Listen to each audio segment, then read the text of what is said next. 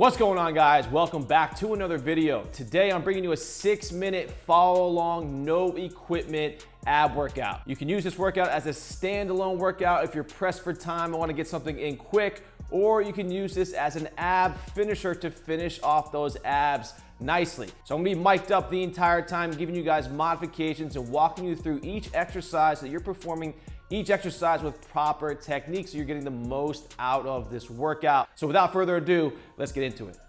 Okay guys, we have 6 different exercises. We're gonna perform each exercise for 50 seconds, followed by a 10-second rest in between exercises. So this is gonna be a pretty fast-paced workout. We're gonna be transitioning from movement to movement pretty quickly, so make sure you do your best to follow along with me. And let's get ready to put in some work. Exercise number 1, we have the plank reaches. So we're gonna be in that low plank position. We start in 5 seconds.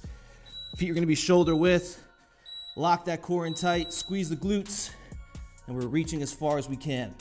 Now the key with this exercise, we wanna minimize the shifting of the hips as much as we can. There certainly will be some shifting.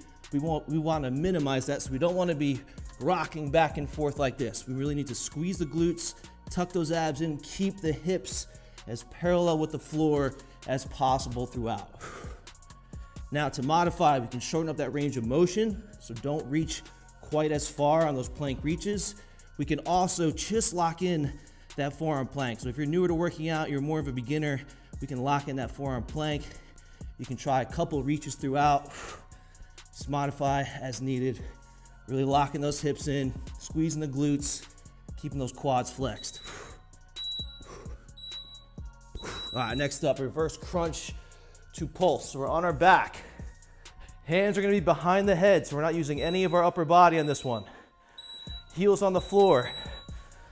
We're gonna point those toes to the ceiling. So lift up and off. Point those toes to the ceiling, lower back down with control. Don't crank on your neck. We're just keeping those arms behind the head, just so we don't use those hands to help us up. However, that can certainly be a modification if needed. So if this is still, or if this is too challenging, you can put the hands on the ground and kind of use your hands a little bit to push up and off, but do your best not to. We can also take it a little bit further by just doing a reverse crunch and a little bit of a pulse. So you're not pointing those toes to the ceiling, just try to lift up and off a little bit as much as you can. Here we go, 5 seconds, come on, let's keep it going. All right, so we're back up. Mountain climber with a 2-second pause. So we take our basic mountain climber, we're gonna hold the knee in the middle for 2 seconds on every single rep. Here we go. So 1, 2, switch, 1, 2, quick switch, 1, 2. So we're squeezing the core when we have that knee in the center. We're not just relaxing, really squeeze your abs, connect your mind to those abs to really get the most out of this exercise. Now to modify, we can just step like so. So instead of making that really explosive and aggressive, we can just step that knee in the center. I still want you holding for 2 seconds on each rep.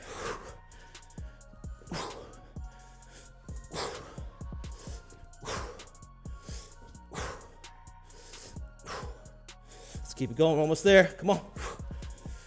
Squeeze that core.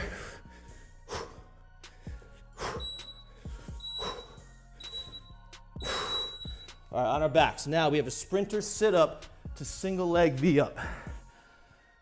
Let's go, abs are already feeling it, let's go.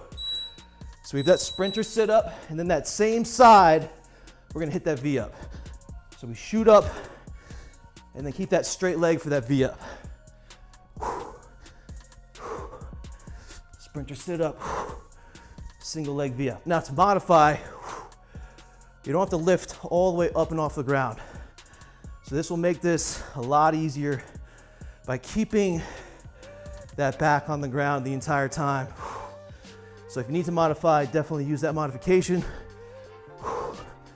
We want to be as explosive as we can on that sprinter sit-up, and then really reaching up for those toes on that single leg V-up.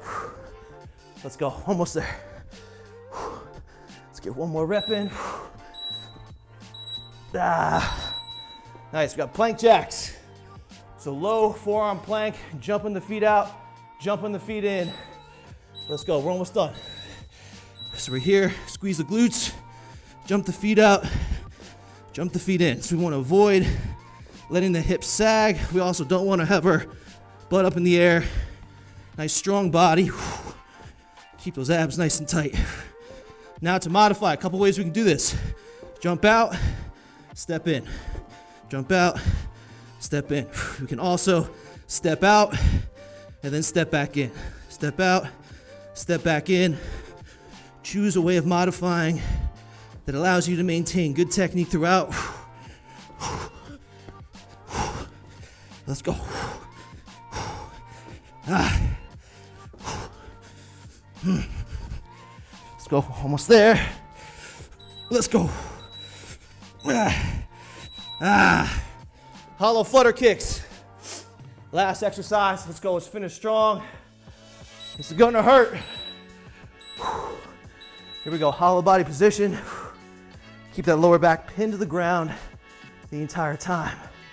Now, if you need to modify, hands under the butt, like so. It's gonna make it a lot easier. It's gonna make it easier for you to keep your lower back pinned to the ground.